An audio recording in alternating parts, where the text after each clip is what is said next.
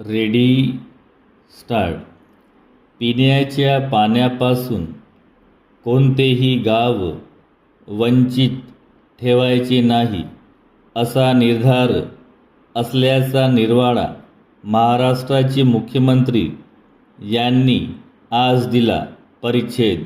ज्या ठिकाणी पाण्याचा प्रश्न आहे त्या ठिकाणी तहसीलदार, गटविकास अधिकारी आणि पंचायत समितीचे सभापती यांनी एकत्र येऊन जागच्या जागी निर्णय घेऊन आवश्यक असेल तेथे टँकरने पाणी पुरवठा करावा असे अधिकार त्यांना प्रदान करण्याचा निर्णय यावेळी घेऊन तो मुख्यमंत्र्यांनी जाहीर केला. परिच्छेद.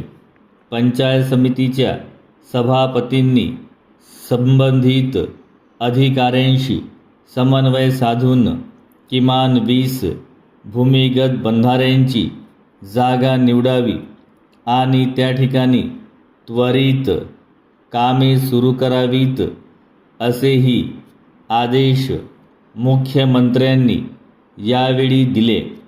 पिण्याच्या पाण्याचा प्रश्न सोडविण्यासाठी ज्या खाजगी विहिरींचे अधिग्रहण केले आहे त्याचे दर वाढवून देण्यात येतील असेही आश्वासन मुख्यमंत्र्यांनी यावेळी दिले. परिच्छेद.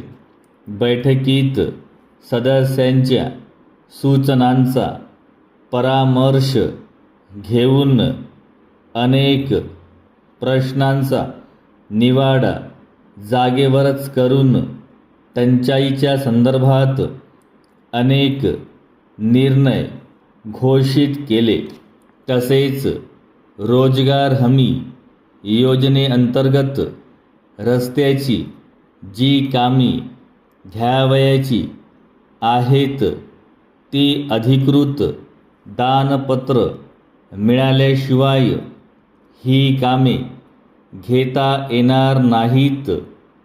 ते पुढे म्हणाले, सार्वजनिक वितरण व्यवस्थेमार्फत अन्नधान्य वाटप सुरळीत प्रकारे होईल याची दक्षता घेण्यात यावी. महाराष्ट्राला अन्नधान्याचा जादा कोटा मिळण्याची शक्यता त्यांनी बोलून दाखविली. टंचाई परिस्थितीशी मुकाबला करण्यासाठी सर्व क्षेत्रातील नागरिकांचे तसेच पक्षाभिनिवेश बाजूला ठेवून कार्य करण्याची गरज प्रतिपादिली. परिच्छेद. पाण्याचे संवर्धन हा महत्त्वाचा प्रश्न असून त्यासाठी घेतलेल्या निर्णयाची अंमलबजावणी कसोशीने केली पाहिजे. परिच्छेद.